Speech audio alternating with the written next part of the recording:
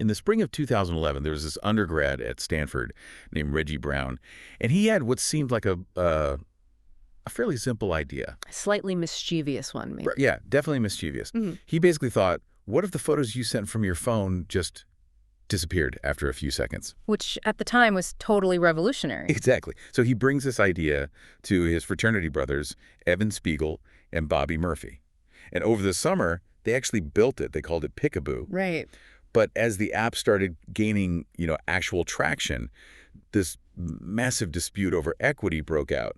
And the resolution of that dispute was just brutal. Oh, yeah. Spiegel and Murphy literally changed the server passwords. They locked Reggie Brown out entirely, incorporated the company without him, and then rebranded the whole thing to Snapchat. It's basically the ultimate modern cautionary tale. Because, they never actually signed a formal intellectual property agreement in those early days. So Reggie Brown eventually sued. I mean, of course he did. Right. And Snapchat, which was a company he wasn't even technically a part of anymore, they had to settle with him for a staggering $157.5 million. In cash. $157 million.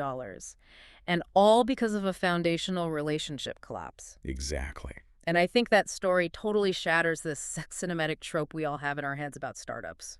The whole lone genius in a dimly lit garage myth, single-handedly writing the code and building an empire. Yeah, that trope is dangerous. It really is. Today, we are taking a sledgehammer to that myth. Because if you actually want to build a venture that survives, buying into that lone genius idea is practically a death sentence. It really is. So we're unpacking a massive, highly detailed masterclass framework today. This is sourced from StartupLanes, which is an elite global startup accelerator led by Dr. Shishir Gupta. It's an incredibly robust framework. It is. We are looking at their definitive clinical guide on what is arguably the single most consequential decision you will ever make as an entrepreneur: finding, vetting, and aligning with the perfect co-founder. And honestly, the stakes here just cannot be overstated. We aren't just talking about, grabbing a coffee and seeing if you get along with someone. Right, it's way deeper than that. Oh, absolutely. The data on this is chilling.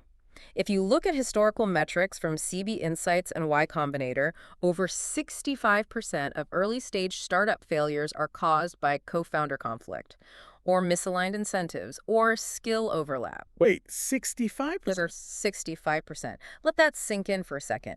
2/3 of the time, it's not the market that kills the company. Wow. It's not a flawed product. It's not the competition. The founders literally murder the company from the inside out. That is insane. So that's why we're going so deep today. We are moving way past basic networking. We're going to explore the psychological vetting, the actual architecture of binding legal agreements, and how to avoid outright financial ruin. Yeah, we have to cover all of that.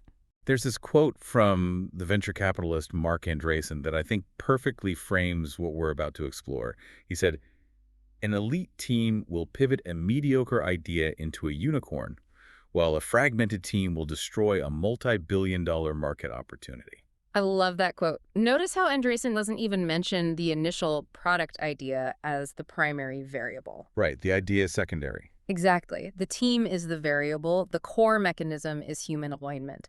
So today, we're going to explore the core archetypes you need to look for, the real-world disasters that happen when things go wrong. Which are always fascinating. Oh, they're terrifying. And we'll get into the exact legal blueprints you need to deploy and even the incredibly high-stakes dynamics of Spielzel co-founders. Which is a whole other minefield. Totally.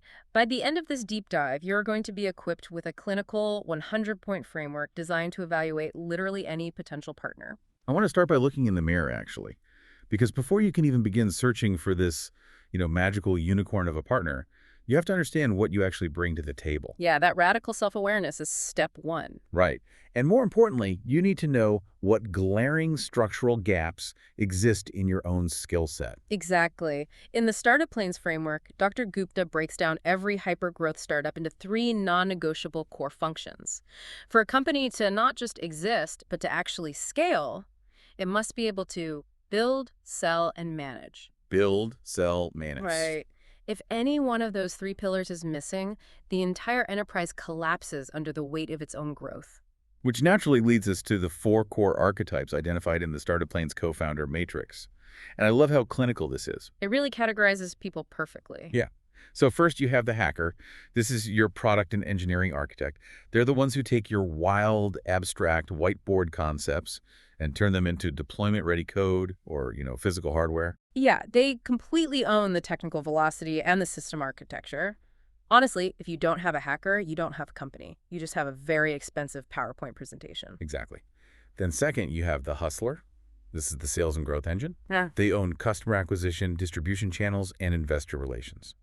Their entire job is to ensure the product finds a paying market before the bank account hits zero. Right. The hustler is basically an oxygen supply for the hacker's creation. The hacker builds the engine, the hustler pours the fuel. Perfect analogy. Then third, you have the mind. This is the operational and financial anchor. The person keeping everyone out of jail. Pretty much. They handle the unit economics, the legal structure, HR compliance, supply chain logistics. When the hacker and the hustler are creating this absolute chaotic hypergrowth, the mind is the one building the corporate machine to actually sustain it. So the wheels don't fall off. Exactly. And then the fourth archetype, which becomes absolutely crucial if you're operating in highly regulated fields, is the industry insider. Right, the domain authority. Yeah, they bring deep institutional knowledge, immediate regulatory access, and pre-existing customer networks. I mean, if you were building in medtech, fintech, clean tech, you need someone who already has the cell phone numbers of the compliance regulators and hospital administrators. It honestly reminds me of assembling a party for a fantasy role-playing game. Oh, that's a good way to look at it. Yeah, like you wouldn't head into a dragon's lair with 4 squishy wizards and no tank to absorb the damage, right? You need the warrior, the healer, the rogue. Every class has a specific function. Exactly. But let me challenge this for a second, because I feel like human nature pushes us in the exact opposite direction. How so? Well, as an entrepreneur, isn't it just infinitely easier to start a company with someone who has the exact same background as you? Like, if I'm a software engineer, shouldn't I partner with a fellow software engineer? I mean, I get the logic. Right?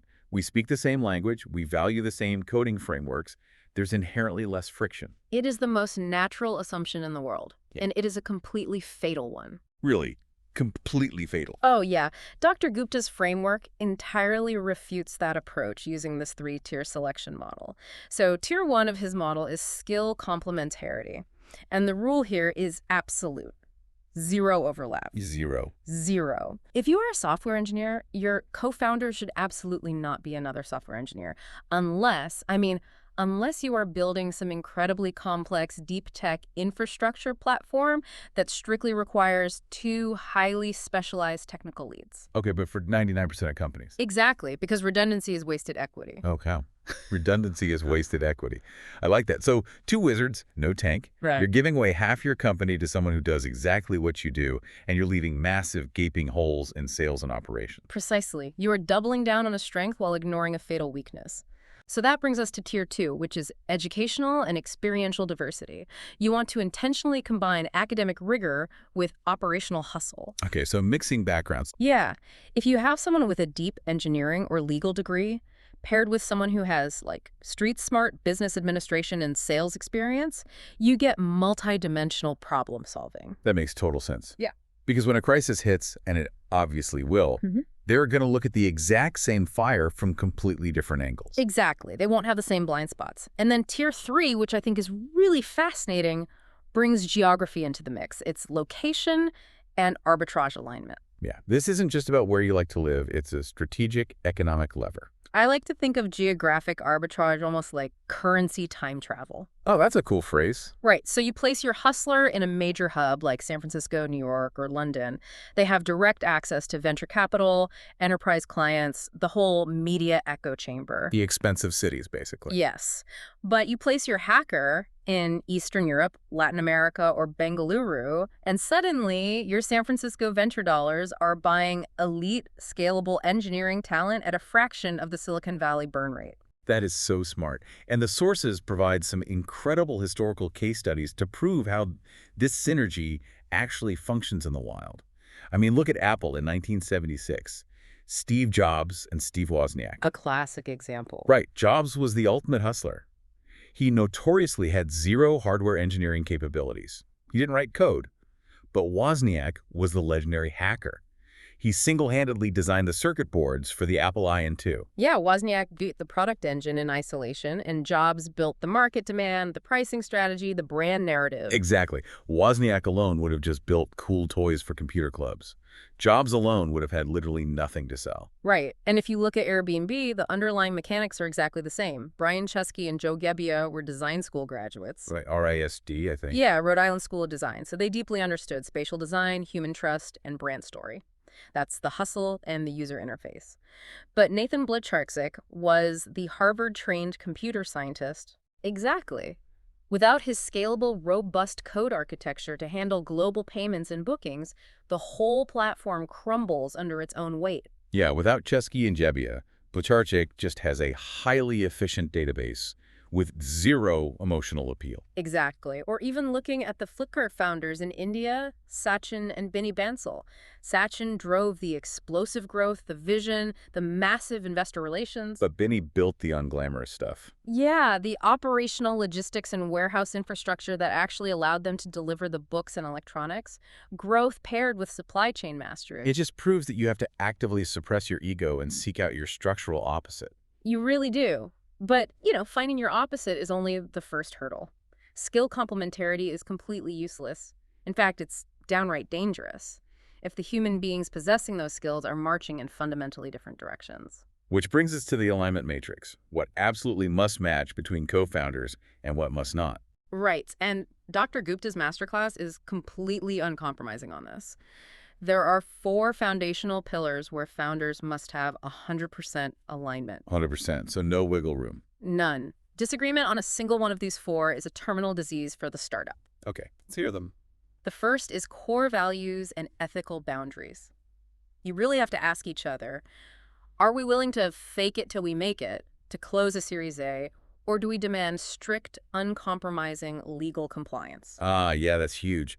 Because if one founder operates in the gray area, comfortable with exaggerating metrics to investors, and the other is strictly by the book. The trust shatters. The moment the first high-pressure decision is made, the partnership is over. Okay, so that's pillar 1. What's the second? The second pillar is vision and scale. You have to agree on what the end game actually looks like. Right, because success means different things to different people. Exactly. If my dream is to build a highly profitable, say, $10 million bootstrapped lifestyle business where we can eventually take Fridays off and pay ourselves healthy dividends. That's nice. It does. But if your dream is a venture-backed, hyper-growth, billion-dollar IPO that requires burning massive amounts of cash and working 7 days a week, we are literally building 2 completely different companies under the same roof. Yeah, the structural decisions required for a lifestyle business versus a venture-backed unicorn are completely incompatible. You can't compromise on that. You really can't. Now, the third non-negotiable is risk appetite and financial runway. It sounds basic, but you have to ask, how long can each founder go without drawing a salary? Oh, that's a very real conversation. Very real. Let's say you have 2 years of savings, right? But your partner just had a child and needs a market rate paycheck in 6 months just to pay their mortgage. The power dynamics warp instantly. Instantly. The partner with financial anxiety will subconsciously force the company into short-term, desperate decisions just to generate immediate cash flow, and they'll end up sacrificing the long-term strategy. Wow, yeah. And the fourth non-negotiable. Work ethic and commitment level. What does the term full-time actually mean to both of you? Because those words are entirely subjective. Very true. Does it mean a boundaryless, obsessive 70 hours a week where you're answering Slack messages at 2 a.m.? Or does it mean a strict 40-hour schedule where weekends are completely offline for family time? This is perhaps the most silent killer of early startups. Because if you don't define the hourly expectations early on, you create a breeding ground for what the startup community calls quiet quitters. Yes. The source material actually highlighted a fascinating, horrifying insight from founder communities on Reddit and indie hackers regarding this. They call it the 1 hour a day commitment gap. It's a brutal story. It really is. So there was this specific scenario where a business founder matched with a technical co-founder. They both shook hands, agreed to go full-time, and split the equity. Big mistake doing it that quickly, by the way. Right. But over a period of weeks, the technical output just plummeted. There were constant bugs, typos in the code, missed Zoom meetings. Finally, under pressure, the technical founder admitted he was only actually working on the startup 1 hour a day. Just 1 hour. 1 hour. The rest of the time, he was exploring other ideas and doing freelance work on the side. The business completely stalled, but he already owned half the equity. Because the baseline definition of effort was never audited. They assumed they meant the same thing by full-time. Exactly. So to recap those four pillars, ethics, vision, risk, and work ethic, they must be identical. However, there are things that can flex, and more importantly, things that must differ. Right. The soft compatibilities are flexible. These are things like, food habits, hobbies, or circadian rhythms. It doesn't matter if you're a morning lark who peaks at 6 a.m. and your hacker is a night owl who writes their best code at 2 a.m. As long as the code gets written. Exactly. You can also work around communication styles. One of you might come from a high-context culture that is polite, indirect, and focused on harmony, while the other comes from a low-context culture that is blunt, explicit, and direct. As long as you have a mutual translation layer, you can flex on those. You can flex on the soft traits, yes. But as we established with the archetypes, your hard skill sets and your personality types must differ. No two wizards. Right. We see this all the time. Two visionary, big-picture thinkers start a company. They will generate a million brilliant ideas on a whiteboard. They will pitch incredibly well, and they will execute absolutely none of them. Because neither wants to do the boring logistical work. Exactly. Conversely, two hyper-detail-oriented operators will execute flawlessly and efficiently, usually in completely the wrong direction because neither is looking at the horizon. It's so counterintuitive because society always tells us to seek out like-minded people. But identical skills just cause immediate power struggles over territory. They really do. Dr. Gupta actually has this stark, almost harsh warning in the framework. He says, do not mistake personal friendship for professional alignment. Just because you love grabbing a beer with someone or, playing golf with them does not mean they won't inadvertently destroy your cap table under the stress of a product launch. Absolutely. So let's assume you have found someone with complementary skills who claims to share your vision and work ethic. How do you actually prove it? Right. You can't just slide a piece of paper across a Starbucks table and ask, hey, are you highly resilient under pressure? People will say whatever they think you want to hear. You have to test it behaviorally. Which brings us to the psychological blueprint and the 90-day trial. I love this part of the framework from StartupLanes, where they take this fascinating approach by likening the co-founder search to the stages of a romantic relationship. It's a highly apt metaphor, really. Yeah. So stage 1 is initial attraction. These are your early coffee chats and Zoom calls. But critically, in this stage, you are not talking about equity, cap tables, or corporate structure at all. Just getting to know each other. Right. You're focusing entirely on life philosophies, core motivators, and background stories. You are trying to establish a baseline of mutual respect and intellectual curiosity. Then comes stage 2, which is where the rubber really meets the road, casual dating. But in startup terms, this is a 30 to 60-day non-equity trial project. This is so crucial. You do not incorporate the company. You do not sign over 50% of your shares. Right. Instead, you build a minimum viable product, an MVP together, or maybe you enter a high-pressure weekend hackathon.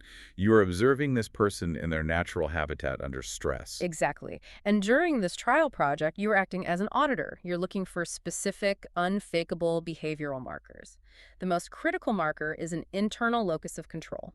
Okay, unpack that. Internal locus of control. It basically means when the server crashes at midnight or a potential client tells you the product is terrible, what is their default psychological reaction? Do they blame macroeconomic conditions, the software API, or you? Right, looking for excuses. Yeah. Or do they take personal ownership, internalize the failure, and ask, what did I miss and how do I fix this within the next hour? Right. That's an internal locus of control. You're also heavily testing for intellectual humility, right? So this is the difference between an ego-driven founder and a mission-driven founder. Exactly. Do they prioritize finding the right answer over being right? Yeah, like if the user data objectively proves their brilliant idea is actually terrible, do they happily pivot? Or does their ego demand they defend the failing idea to the bitter end? And perhaps most importantly, you must test their conflict resolution velocity. Disagreements in a startup are not just likely, they are mandatory. It's a feature, not a bug. Right. So how do they argue? Do they stonewall, get defensive, and give you the silent treatment for 3 days? Or do they practice what Andy Grove, the legendary CEO of Intel, called disagree and commit? Disagree and commit. I love that framework. Yeah. The concept is basically that you can argue passionately, even fiercely, behind closed doors.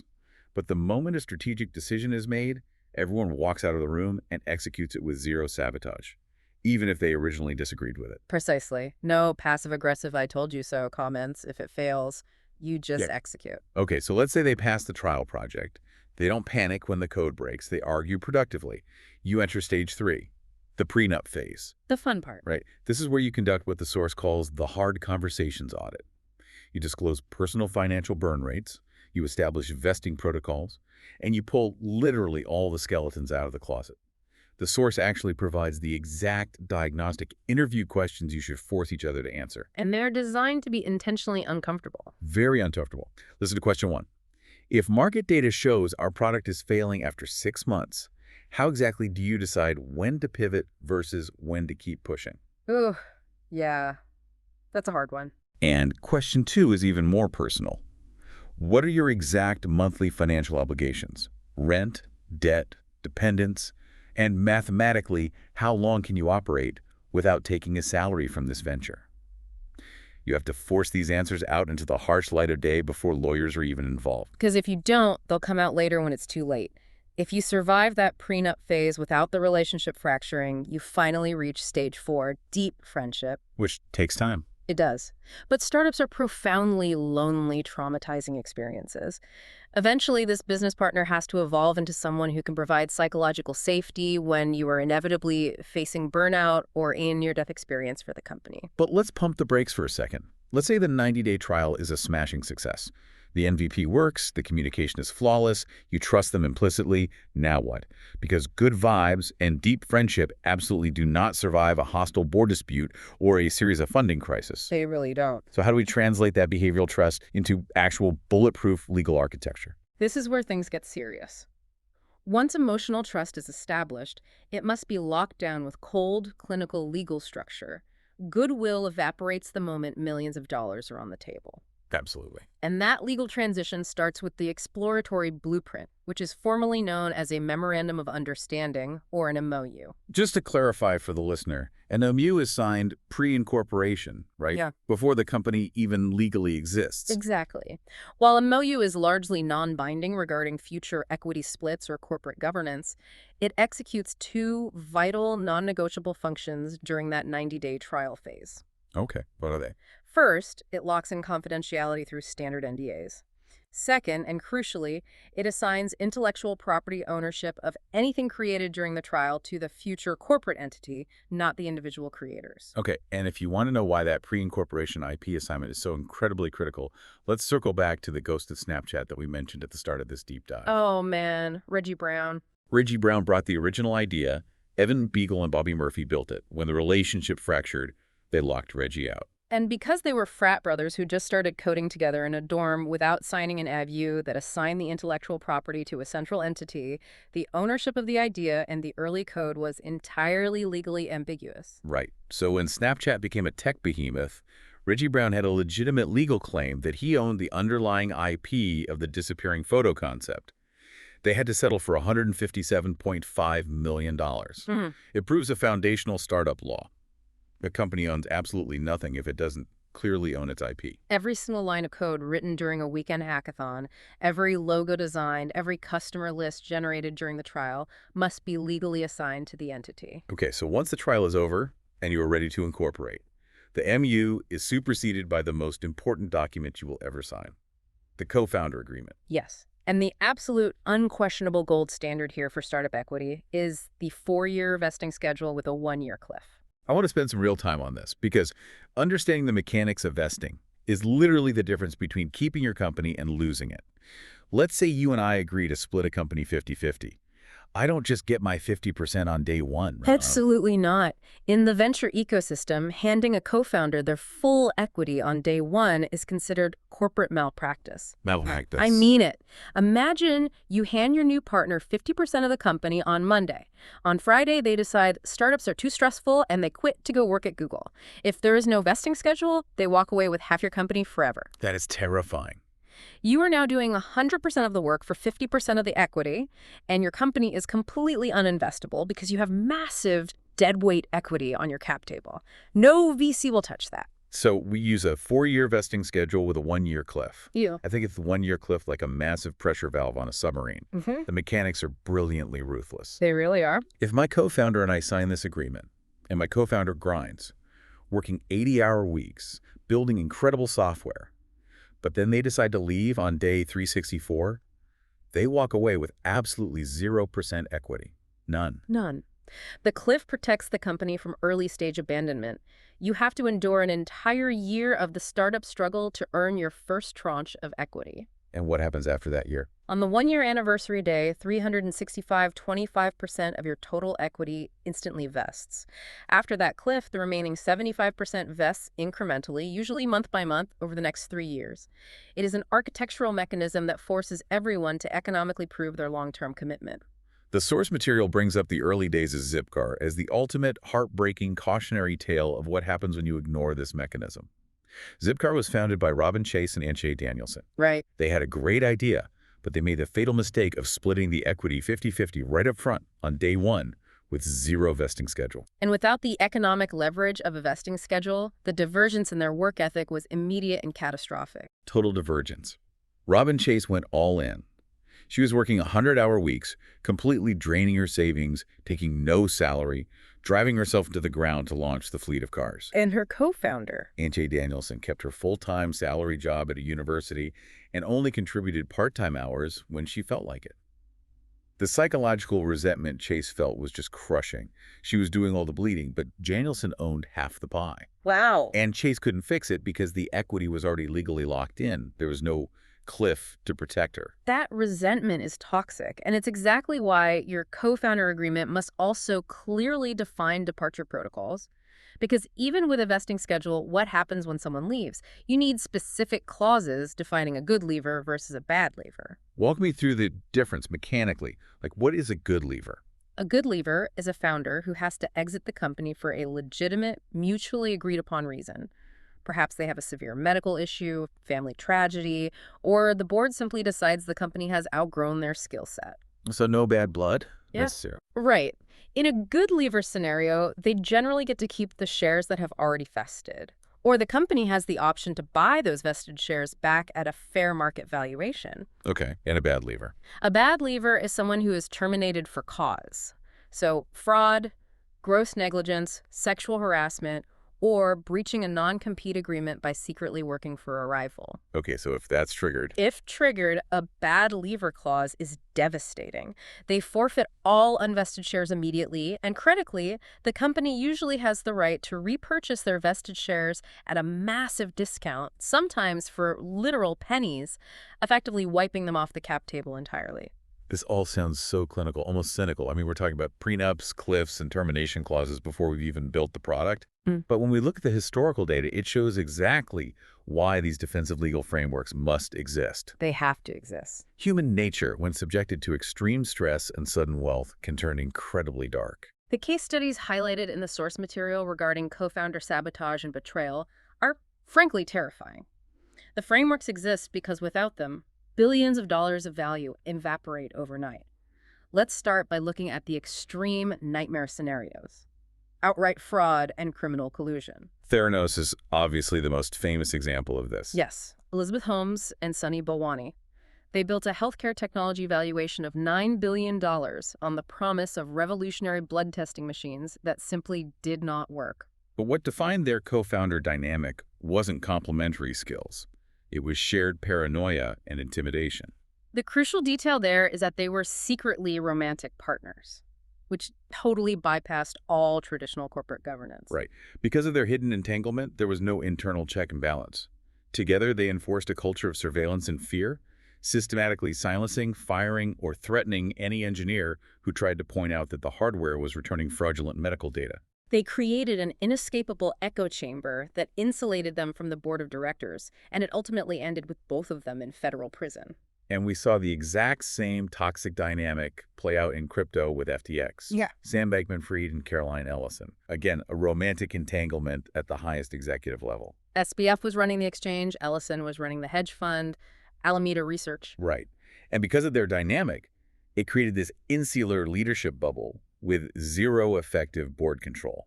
That lack of governance allowed them to create hidden software backdoors that siphoned billions of dollars of customer funds. And it's not always about romantic entanglements. Sometimes it is purely a misalignment of ethical boundaries. Look at Zenefits. Oh, Zenefits is wild. Parker Conrad built an HR software darling that was valued at $4.5 billion. It was one of the fastest growing companies in Silicon Valley history. But to hit those extreme, unsustainable growth metrics, the sales team needed to be licensed insurance brokers. And getting a license required taking a mandatory 52-hour online compliance course, right? Right. And Conrad, the CEO, personally wrote a software macro, a literal cheat code, that allowed his sales reps to fake their attendance in the compliance courses so they could get on the phones faster. When the internal investigation eventually uncovered the macro, the fallout was catastrophic. Conrad was forced to resign, the company's valuation was slashed by more than half, and they paid millions in regulatory fines. It is a textbook example of how one founder's skewed ethical boundaries can destroy billions in enterprise value if the other founders aren't aligned to stop it. It's not always criminal fraud, though. Sometimes companies are torn apart simply by massive, deeply public ego clashes. But housing.com. Exactly. The source highlights the spectacular meltdown in the Indian startup ecosystem. Rahul Yadav, the CEO and co-founder, started engaging in these massive public scorched earth fights with Sequoia Capital, one of his lead investors. He sent caustic, aggressive resignation letters to the board, literally calling his own investors intellectually incapable of understanding his vision. And then, in a move of pure ego, he unilaterally announced he was giving away his entire $30 million personal stake in the company to the employees without consulting the board. Just to spite them. Yeah. The board had to unanimously fire him to stop the bleeding. But because the company was so tied to his vision, his exit shattered the market confidence, forcing the company into a distressed sale. Or look at the massive capital incineration of Quibi in the U.S. Jeffrey Katzenberg and Meg Whitman managed to raise an astonishing $1.75 billion for a short-form, mobile-first video network. On paper, it looked like a Tier 2 synergy dream. Katzenberg had massive Hollywood mogul relationships, and Whitman was a seasoned, strict corporate structure CEO. But the reality was a nightmare. They fought constantly over control of the product. It was a culture clash between Hollywood ego and Silicon Valley rigidity. The tension was so severe and the product vision so compromised by their fighting that they burned through nearly $2 billion and had to shut down the entire platform in a mere 6 months. 6 months. Okay, let me stop you there because I have a hard time wrapping my head around this. In all of these failures, Theranos, FTX, Zenefits, Quibi, it seems like the warning signs were flashing bright red early on. Oh, they definitely were. The massive egos, the lack of compliance, the interpersonal friction. Why do elite venture capitalists who are supposed to be the smartest money in the room keep writing massive checks to teams that have such obvious foundational cracks? Because early traction is a blinding force. It is the ultimate narcotic in the startup world. A narcotic. It really is. When user numbers are doubling every week and the revenue graph is a hockey stick, investors and founders willingly ignore the cracks in the foundation. They tell themselves a lie. Growth will fix the friction. They assume success will smooth over the ego clashes. But it doesn't. It never does. Extreme growth and massive capital influx act as a magnifying glass. It only amplifies the pre-existing toxicity. This is why Naval Ravikant's quote on co-founders is so brutally pertinent. If you can't see yourself working with someone for life, don't work with them for a day. Okay, let's take that concept of working with someone for life to its most literal, intense, and high-wire extreme.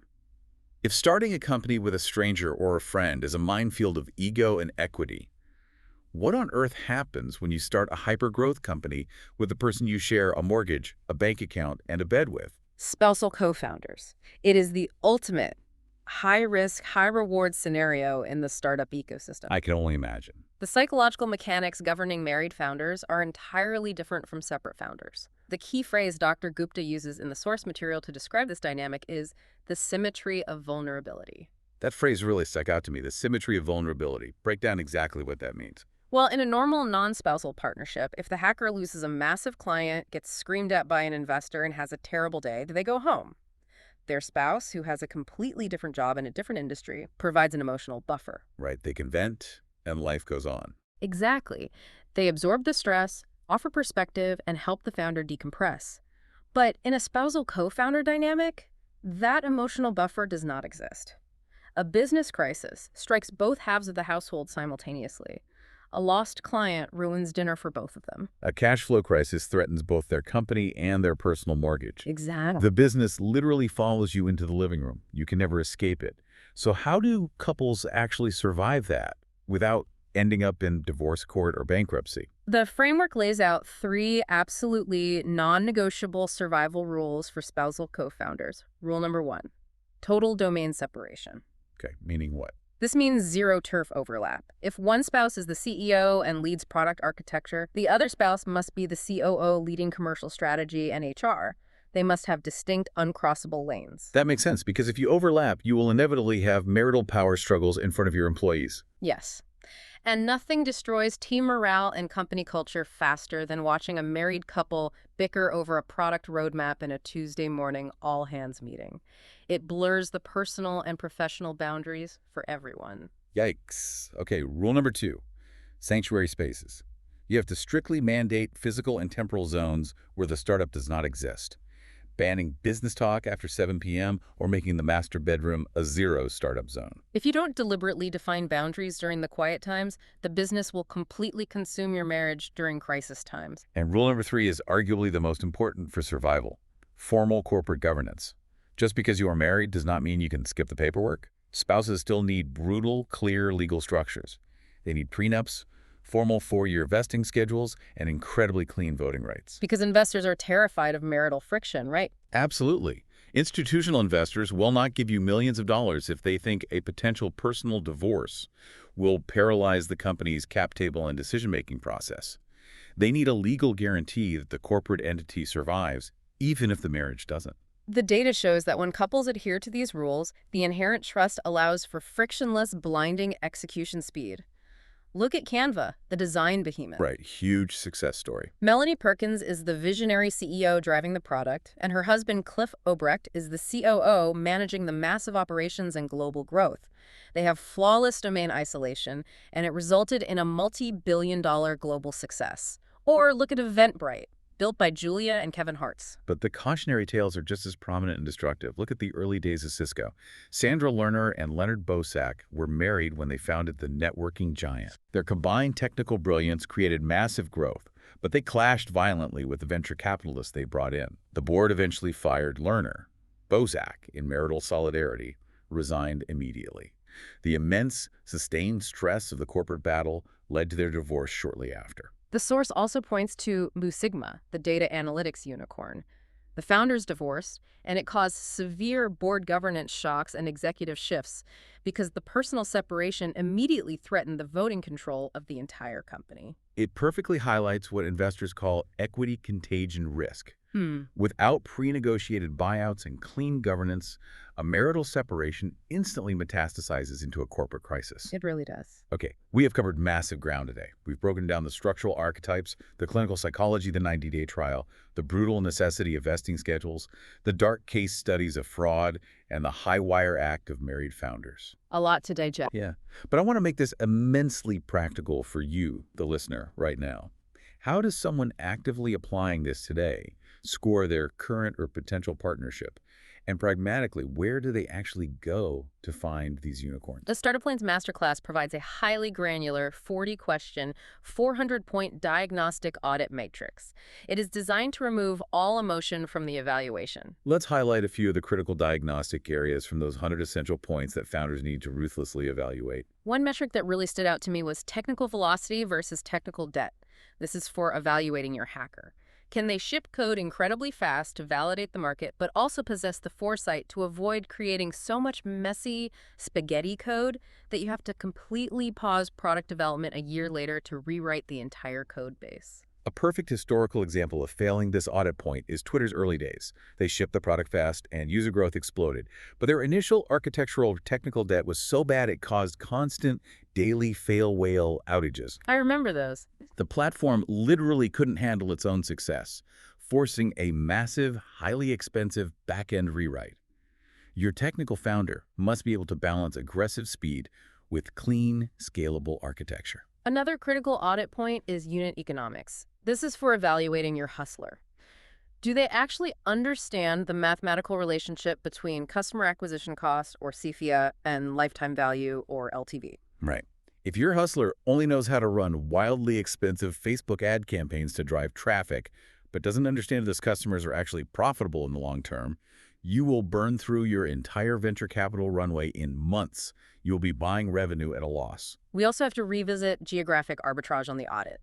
Can your team leverage cheap, high-quality engineering talent in a developing ecosystem while simultaneously raising capital and selling to enterprise software clients at premium prices in San Francisco or New York? Because if you are both sitting in the most expensive city in the world, your burn rate is a massive disadvantage. Huge disadvantage. Okay, so if I'm listening to this and I am completely sold on this clinical framework, I've looked in the mirror, I know I'm a hacker, and I desperately need a hustler. I have my one-year cliff agreement drafted and my trial project planned. Where do I actually go to find my complementary opposite? Because hoping to randomly bump into them at a local coffee shop seems like a mathematically terrible strategy. It really is. The source categorizes sourcing channels based on two variables: velocity versus vetting. How fast do you need them versus how deeply do you need to trust them? Okay. If you need immediate results, you use ecosystem broadcasts. For example, the StartupLanes WhatsApp network pushes founder requirements to over 325 global groups simultaneously. Oh, wow. Yeah, because it goes straight to the phones of active, verified founders. They claim it can yield 40 to 50 vetted leads in a matter of hours. That is a one-day turnaround for top-of-the-funnel leads. If you have a few days or weeks, you go to dedicated matching platforms, right? Y Combinator has a massive, highly active co-founder matching platform. Their co-founders lab or niche communities like indie hackers. Exactly. These are spaces where people are actively seeking partners based on highly specific domain interests, require time commitments, and equity expectations. And if you have weeks or months and you require the absolute highest level of baseline trust, you go offline. You attend intense build-a-thons or 48-hour hackathons. This is the ultimate vetting ground because you aren't just talking to someone. You're watching them try to resolve complex technical blockers under a tight deadline and sleep deprivation in real time. You get to see their locus of control in action. You really do. Alternatively, you tap into elite university alumni networks, which carry a naturally high baseline of vetted trust and shared experiential language. Okay, let's synthesize this entire deep dive. Finding a co-founder is not speed dating. It is not finding someone you just enjoy having a beer with. If you want to survive the 65% failure rate, you have to actively seek out your functional opposite, the hustler, to your hacker. You must demand 100% uncompromising alignment on ethics, vision, and work ethic. You have to run a grueling 90-day non-equity trial project to test their intellectual humility and conflict resolution. And you must protect the cap table with an airtight MO, a 4-year vesting schedule, and a 1-year cliff. It is a cold, clinical, and often unforgiving process, but it is the only mathematically proven way to protect the enterprise from human frailty. It's the only way. We spent this entire deep dive talking about how to clinically evaluate other people, how to protect your company, your vision, and your equity from a bad partner. But I want to leave you with a completely different thought to mull over. A mirror check, so to speak. Exactly. What if the ultimate 100-point diagnostic audit isn't actually for them, but for you? Imagine your startup achieves that hypergrowth tomorrow. The company scales from 5 people in a cramped room to 500 people across 3 continents. If your partner ran this exact ruthless matrix on you today, what would they find? That's a sobering question. Do you have the intellectual humility to realize you might no longer be the right person to lead the department you founded? Would you survive the 1-year cliff? Or would you be the dead equity weighing the company down? The greatest threat to your company might not be your co-founder's ego. It might be yours. Take these clinical standards, apply them ruthlessly to your own reflection, and don't settle until you find the partner who multiplies your strengths. Keep building, and we'll catch you on the next deep dive.